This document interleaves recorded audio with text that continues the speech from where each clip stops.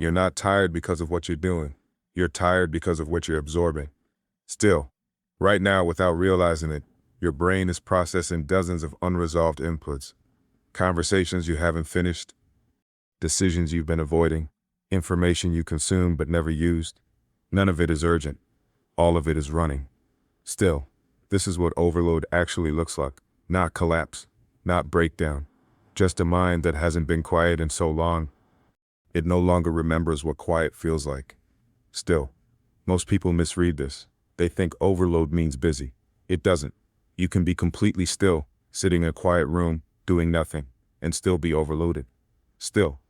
Because overload isn't about your schedule. It's about your input volume.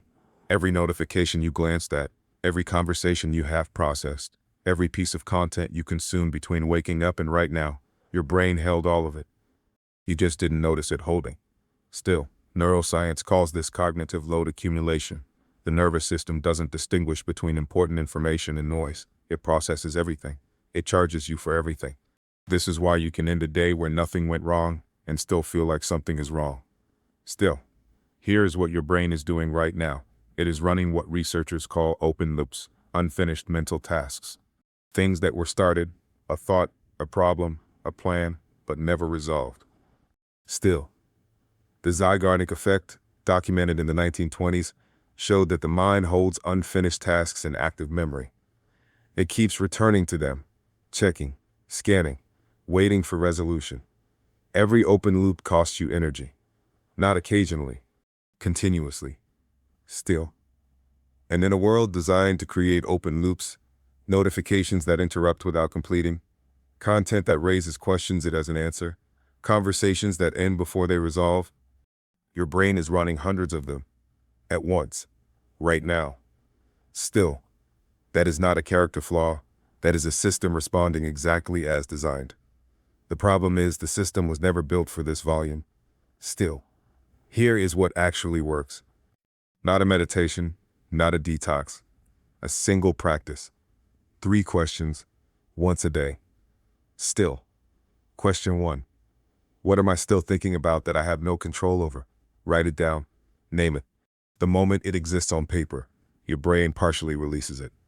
Not fully, but enough. Still. Question 2. What decision am I delaying that is creating background noise?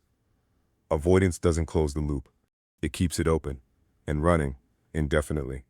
A bad decision made now costs less energy than a good decision postponed for weeks. Still. Question 3. What did I consume today that I didn't need? Not what wasted your time.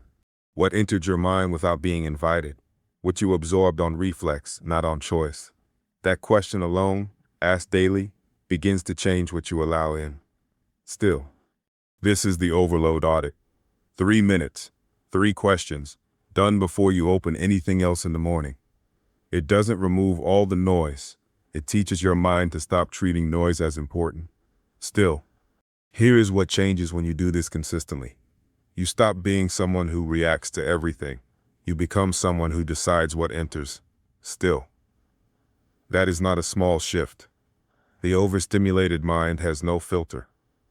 It takes in everything and calls it awareness. The trained mind has a door. It opens deliberately. It closes deliberately. Still. Epictetus said it plainly.